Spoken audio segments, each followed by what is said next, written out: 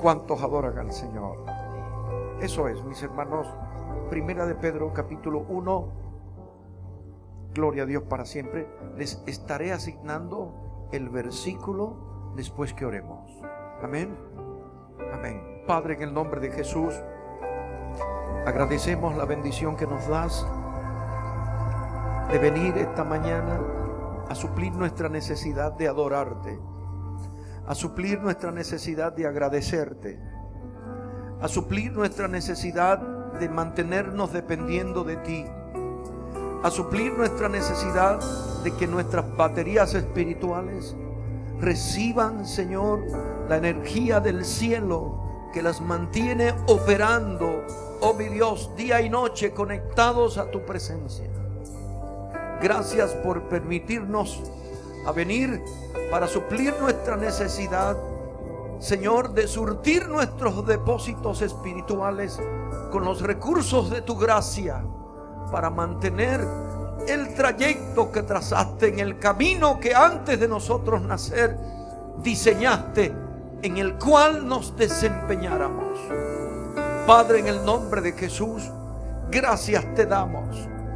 Te pedimos, mi Dios, Señor, que ninguna de las palabras que conversemos, que interactuemos, que reflexionemos y que ministremos caigan a tierra sin producir el efecto para el cual tú la diseñaste. Oh mi Dios, en el nombre de Jesús, te pedimos aún más, Señor amado, si alguna vida nos está escuchando, oh mi Dios, con necesidad de salvación, necesidad de liberación, necesidad de sanidad, necesidad de provisión, haz que esa vida, oh Señor amado, no solo, mi Dios, anhele recibir salvación, sino conocer al Salvador. Esa vida no solo anhele recibir sanidad, sino conocer al sanador. Esa vida anhele no solo recibir provisión, sino conocer al proveedor. Esa vida no solo anhele ser libre, sino también conocer al libertador, a Cristo Jesús. Oh mi Dios, no permitas, Señor amado, que los atractivos que tú estás por tu gracia poniendo en tu iglesia sean un objetivo en sí mismo. No, mi Dios, que no nos vean a nosotros, que te vean a ti. Que no nos oigan a nosotros, que te oigan a ti. Ningún tipo, Señor, de mezquindad humana dañe, contamine o altere tu propósito santo en tu iglesia, Visión Bíblica Pentecostal. Padre, en el nombre de Jesús, entendemos nuestras necesidades espirituales, pero entendemos aún más nuestra necesidad de ti, mi Dios.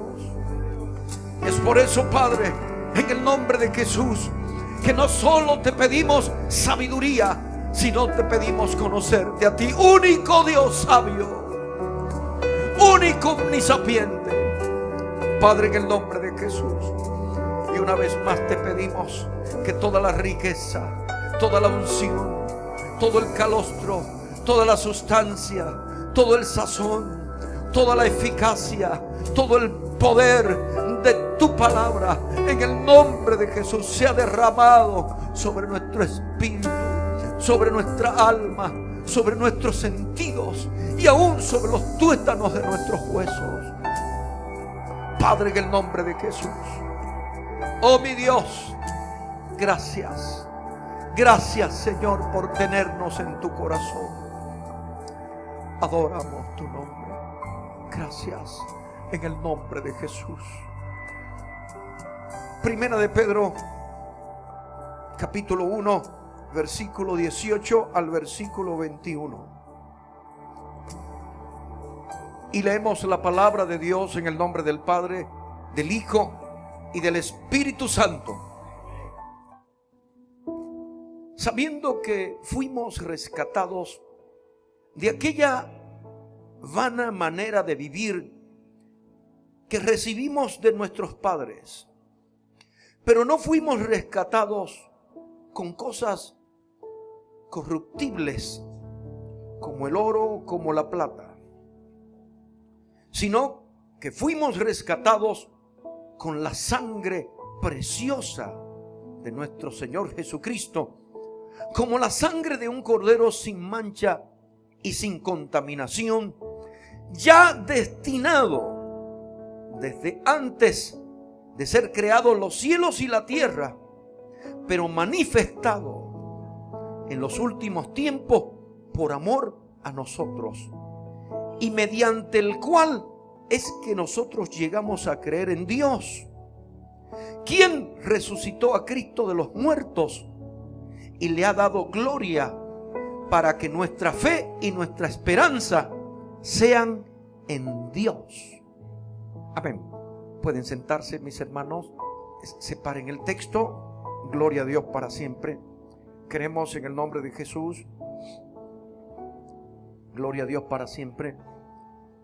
Compartir el consejo de Dios. Santo el Señor. Aleluya.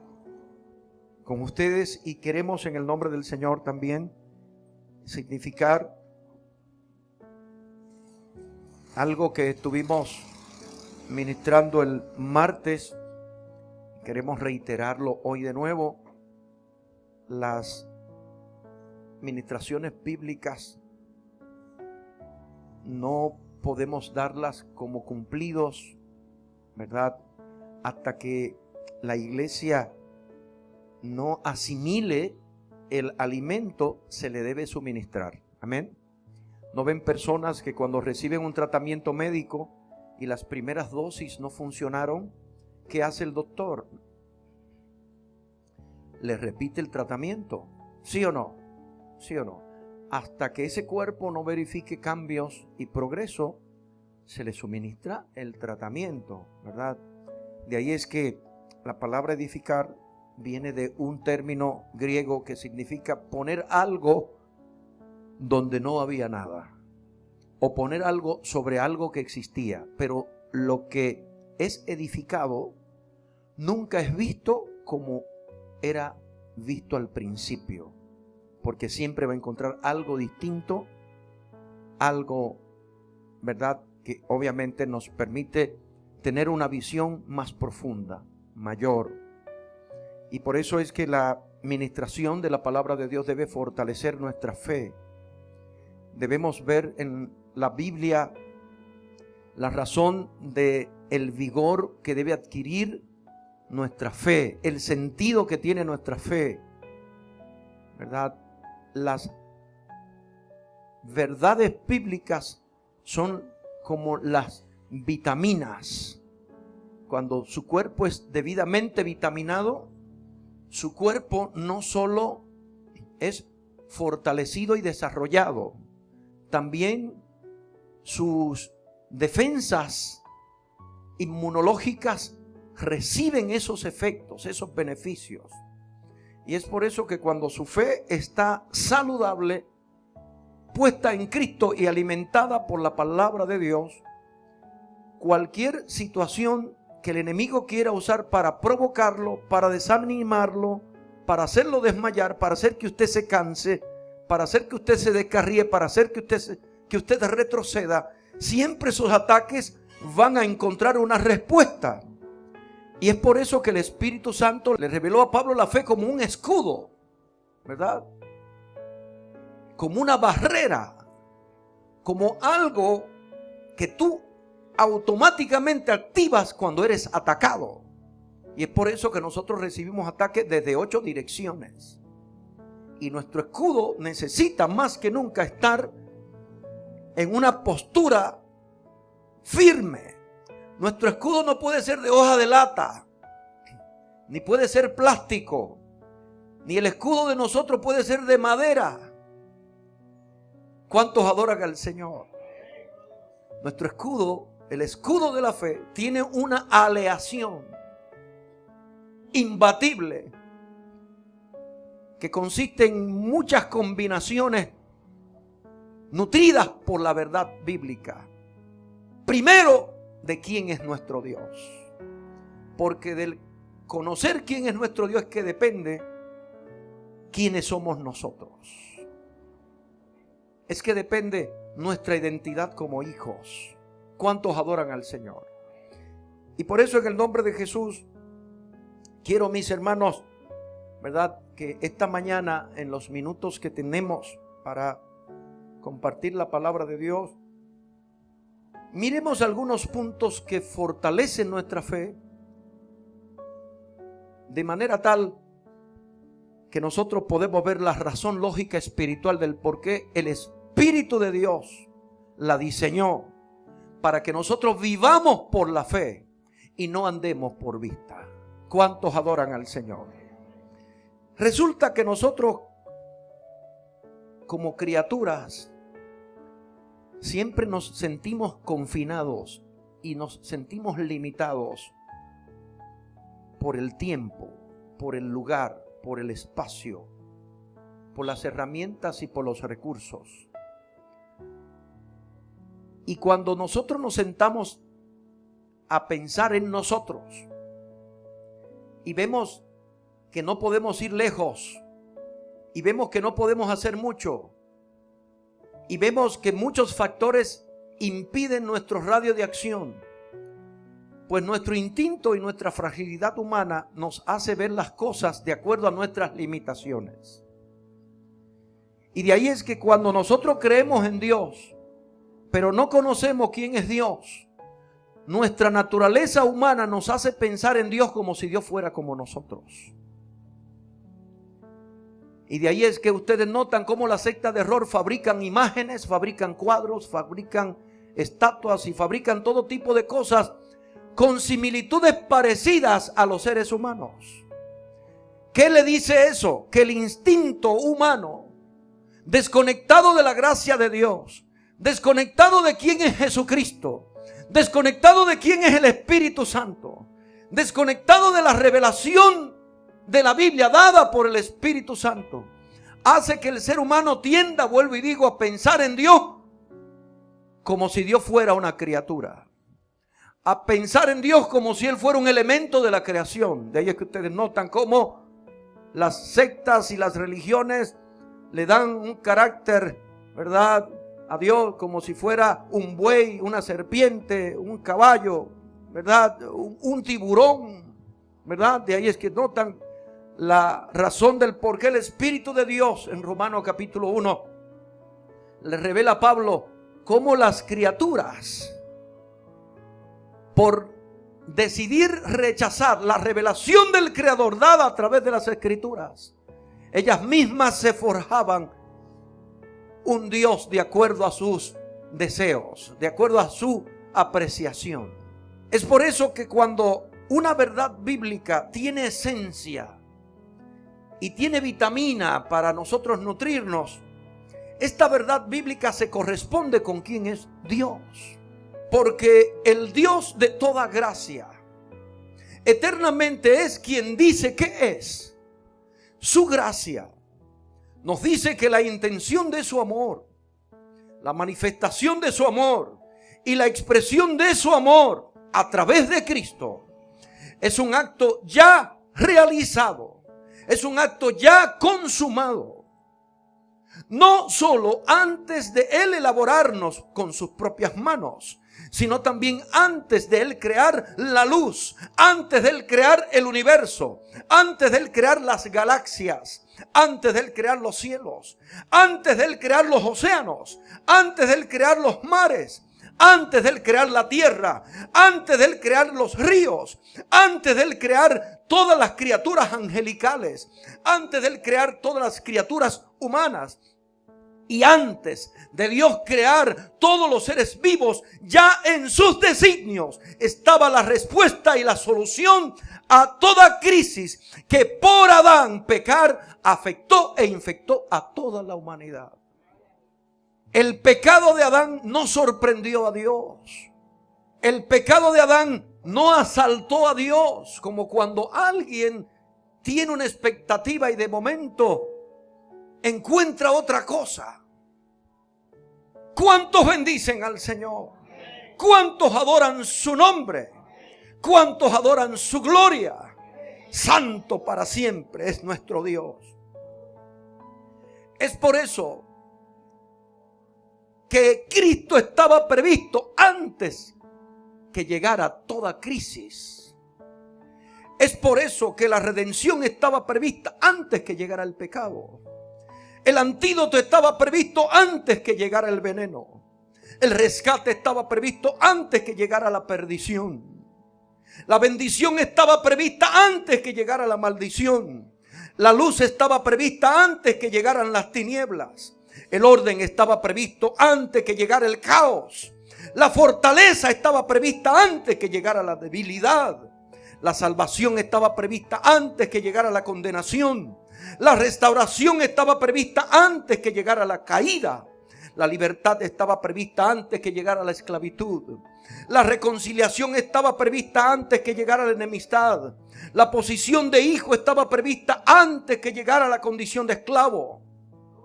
Lo santo estaba previsto antes que llegara lo inmundo. La limpieza estaba prevista antes que llegara la suciedad. La calma estaba prevista antes que llegara la tormenta. La paz estaba prevista antes que llegara la perturbación. La salud estaba prevista antes que llegara el dolor. La sanidad estaba prevista antes que llegara la enfermedad. El cielo estaba previsto antes que llegara el infierno. La resurrección estaba prevista antes que llegara el sepulcro. Y la vida estaba prevista antes que llegara la muerte, porque Cristo estaba previsto antes que llegara el problema. ¿Cuántos adoran al Señor?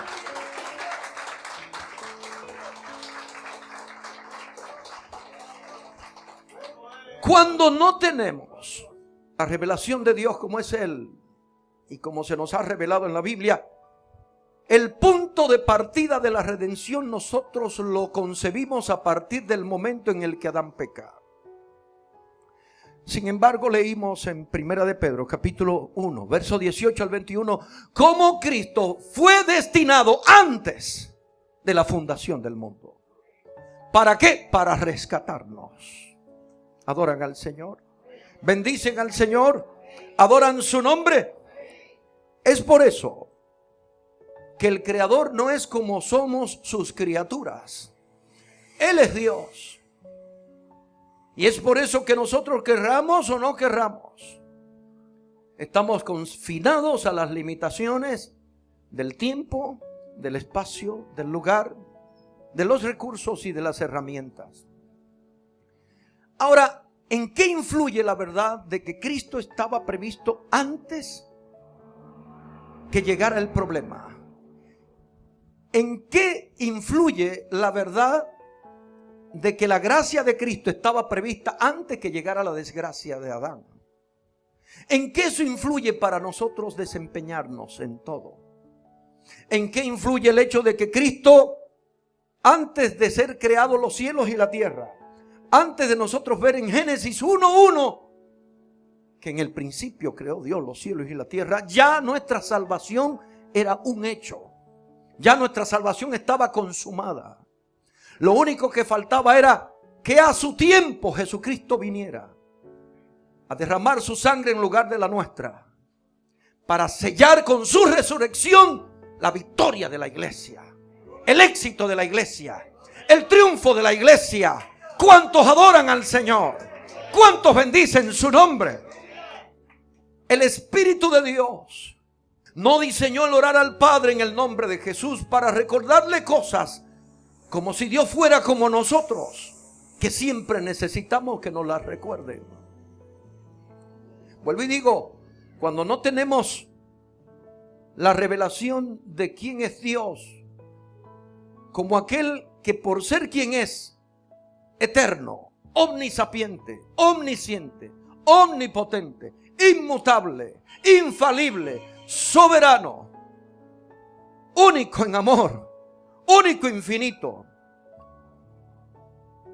Cuando no tenemos una apreciación correcta de quién es Dios, vuelvo y repito, le pedimos a Dios como si Dios fuera como nosotros. Le pedimos a Dios como cuando nosotros tenemos posibilidades o no tenemos posibilidades.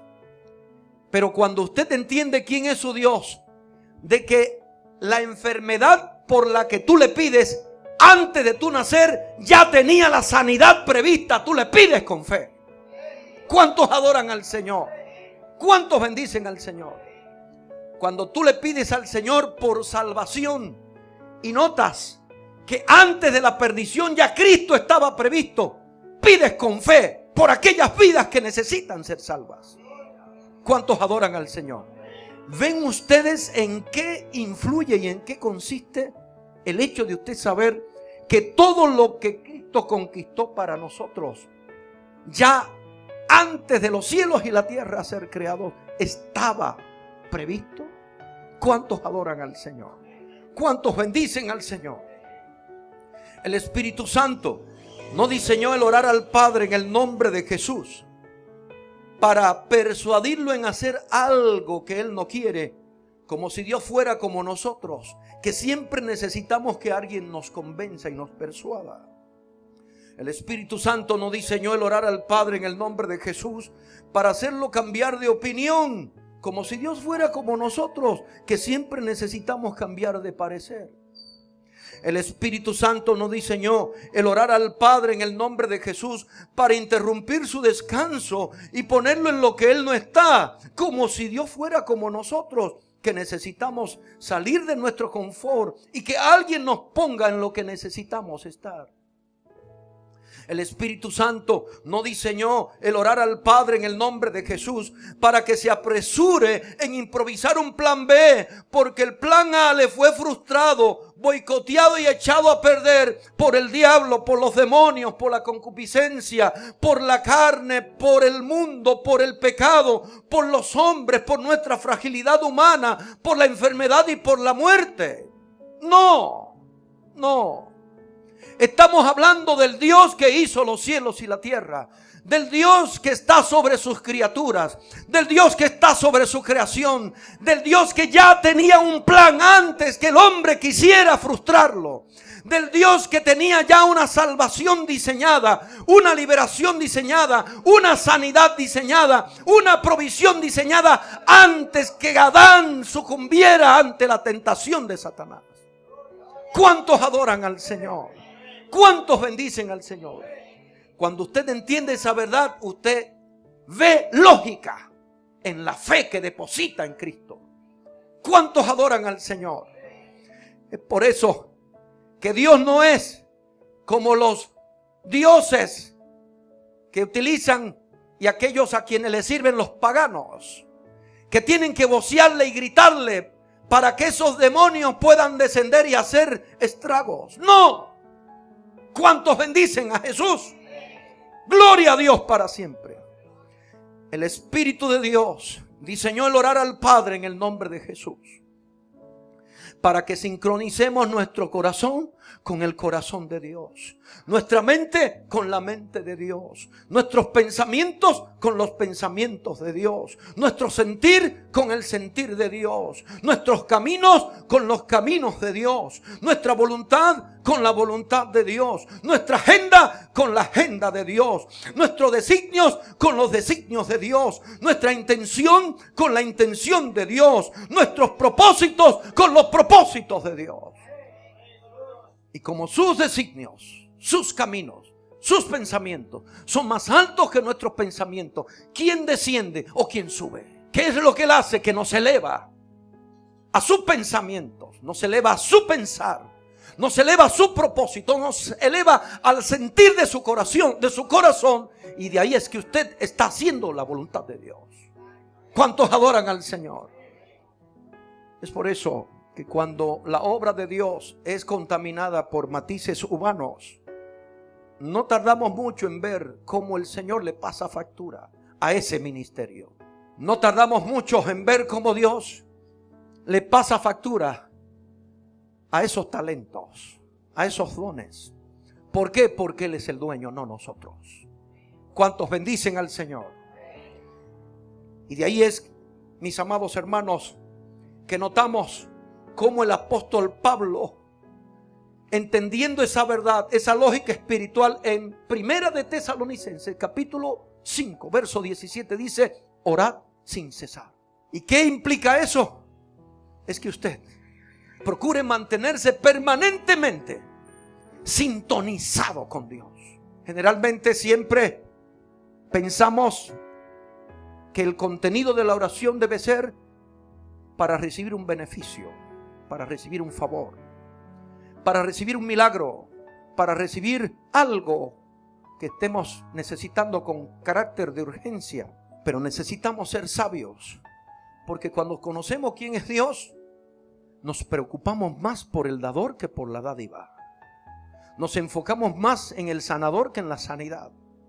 Nos enfocamos más en el proveedor que en la provisión. Nos enfocamos más en el que bendice que en la bendición.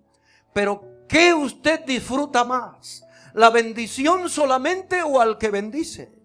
¿Cuál de las dos cosas usted disfruta más? ¿Cuando va por la bendición o cuando va por el que bendice? Dígame usted, ¿cuál de las dos cosas usted disfruta más y tarda más? Aleluya, gloria a Dios para siempre, y puede verificar más en su vida.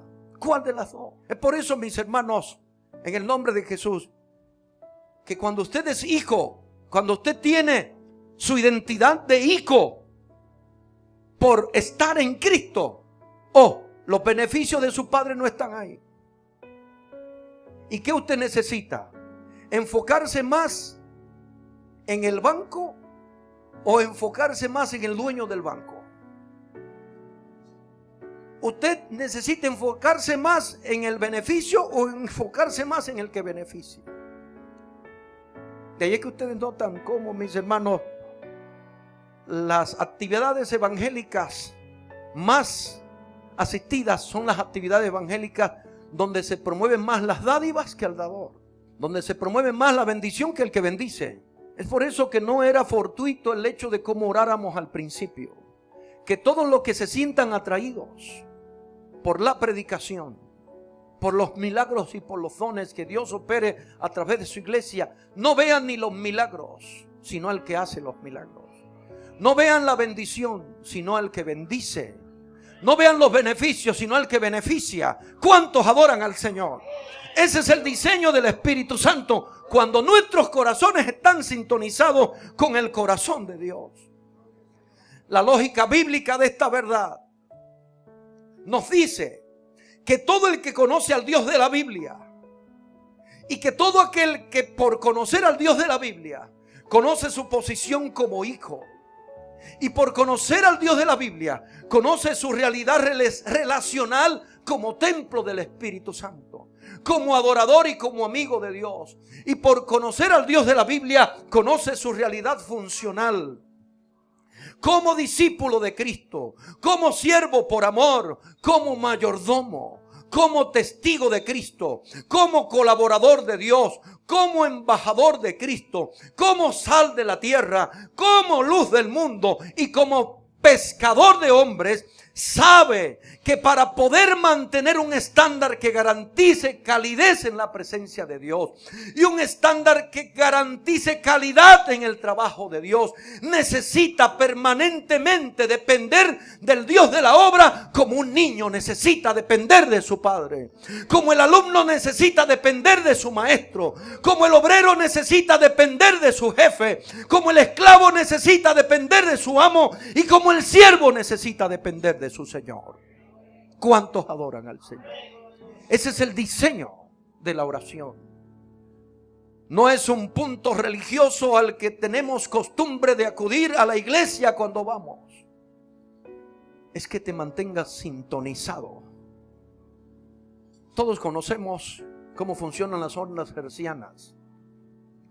Todos conocemos cómo por medios satelitales, por redes, fibra óptica y todos los medios inalámbricos que transmiten señales, los dispositivos se mantienen conectados, se mantienen, ¿verdad?, con la señal, con la frecuencia que le permite escuchar lo que se emite del otro lado.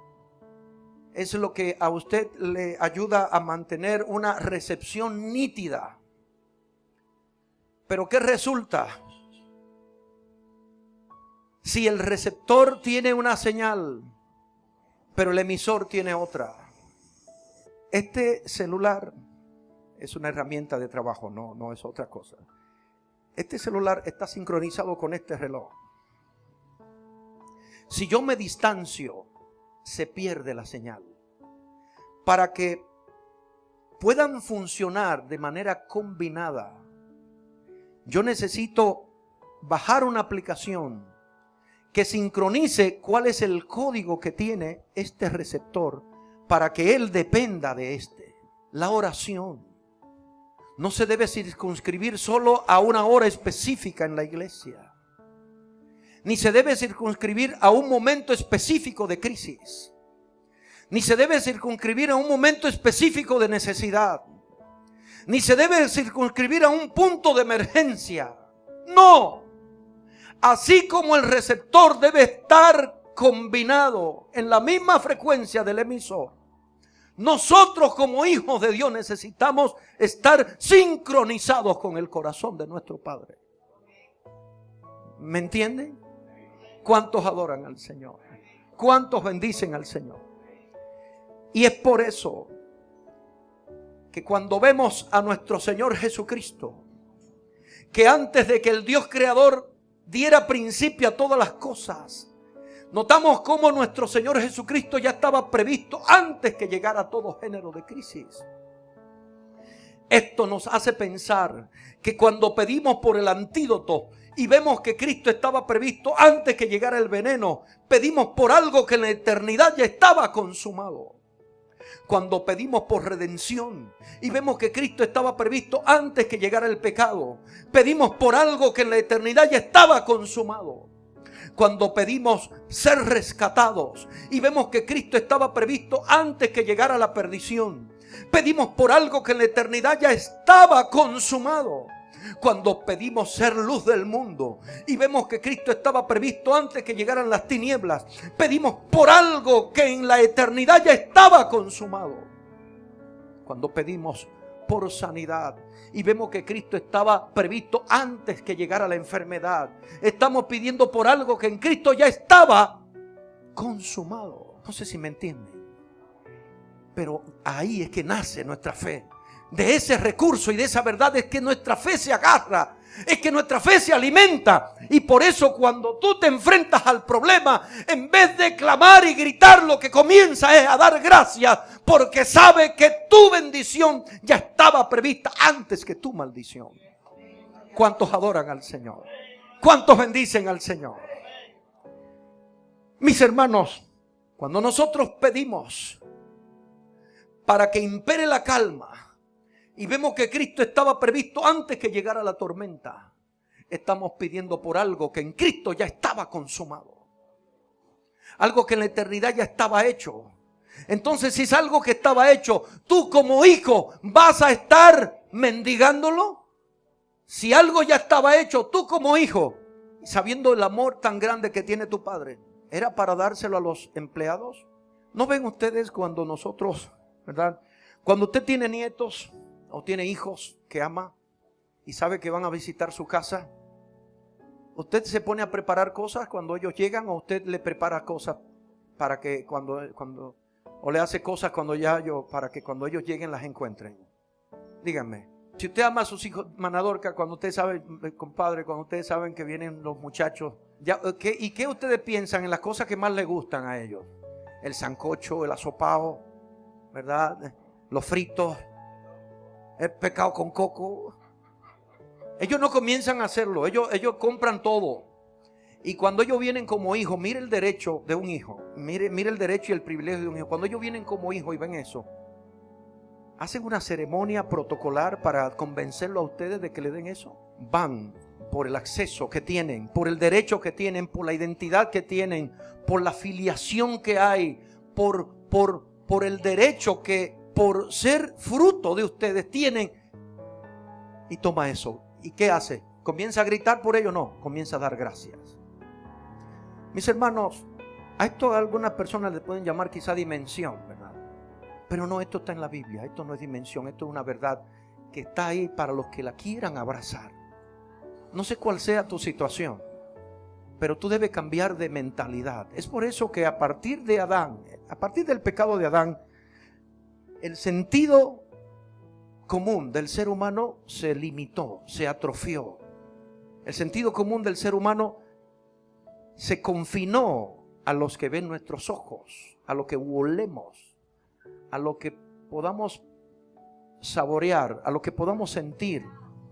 Es por eso que a partir de Adán, esa relación que Dios construyó en Adán y en Eva para tener acceso libre al Padre fue interrumpida, pero para ser recuperada, al nosotros creer en Cristo y confesarlo como nuestro Señor, se inicia ese punto de contacto, pero que usted necesita de manera intencional, de manera espontánea, desarrollar con voluntad y con determinación. Es por eso que el crecimiento espiritual no se recibe con una oración, se recibe cuando usted se esfuerza a pagar el precio. Es por eso que el crecimiento espiritual usted no lo recibe cuando escucha un buen mensaje. El buen mensaje puede ser el punto de ignición para que usted de ahí arranque. Pero si usted no pone de su parte, nada va a pasar. Usted nunca se va a dar un buen misionero porque ande al lado de un buen misionero. Ni va a ser un buen pastor porque ande al lado de un buen pastor. Dios nos ha bendecido con un pastor ejemplar como lo es nuestro pastor Chacho. Pero yo no voy a ser un buen pastor porque solo esté al lado de Chacho.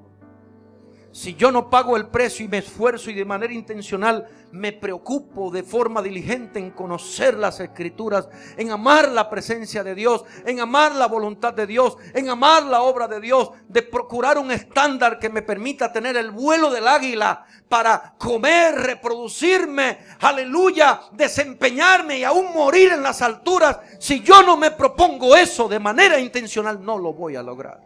Es por eso, mis hermanos, que para usted poder cambiar de nivel en términos espirituales, en un punto donde te asegures el estándar de la calidez en la presencia de Dios y asegures el estándar de tu calidad de trabajo para Dios, si de manera intencional no procuras eso, nada va a pasar.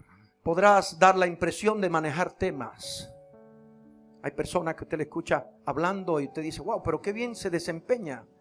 Y nuestra naturaleza humana limitada nos hace creer que porque alguien hable bonito, camina bonito. O porque alguien cante bonito, es un siervo de Dios. O porque alguien enseñe bien, maneja el tema que enseña. Y no. El esfuerzo intencional que nosotros necesitamos poner en nuestro crecimiento espiritual amerita sinceridad, amerita determinación, amerita un interés intencional que nos guíe a una disciplina donde nosotros, para la gloria de Dios, abracemos esta realidad. ¿Cuántos adoran al Señor? ¿Cuántos bendicen su nombre? Cuando pedimos recibir vida nueva, vida integral y vida eterna, y vemos que en Cristo estaba prevista la vida antes que llegara la muerte, pedimos por algo que en la eternidad ya estaba consumado, porque Cristo es la solución prevista antes que llegara el problema. Esta realidad es la que nos hace entender cómo nuestro Señor Jesucristo constantemente desafía nuestra fe expectante. Y esta fe, aunque parezca un granito de mostaza, el hecho de parecerse como un granito de mostaza no es que nuestra fe debe ser así de pequeñita. No, el tema de la comparación con el granito de mostaza no es por el tamaño de la fe. No es por lo que aparenta ser la fe. No, es por la capacidad de determinación que el granito de mostaza tiene para avanzar sin dejarse sofocar, avanzar sin dejarse debilitar, avanzar sin dejarse neutralizar, avanzar sin dejarse desaparecer. ¿Cuántos adoran al Señor? Pero ¿por qué avanza? Por quien es su Dios. ¿Por qué avanza? Por los atributos de quien es su Padre. ¿Cuántos adoran al Señor? Dios les bendiga con toda bendición, mis hermanos. Gracias. Gloria al Señor. Quiero decirles de nuevo que esta serie de estudios están disponibles como parte de la herramienta de discipulado en las escuelas. Esto que le estoy ministrando hoy es parte, vuelvo y digo, de lo que vamos a estar discipulando en las escuelas. Queremos a los jóvenes que no conocen al Señor, que si habían escuchado un evangelio ñeñeñé, mijijito, tirigüillo, Un evangelio de que Cristo te ama, pero ¿por qué Cristo te ama? Mira, arrepiéntete. ¿Por qué necesita arrepentirse? Si ellos no lo sabían, aquí se lo vamos a explicar. ¿Cuántos adoran al Señor? ¿Cuántos bendicen al Señor?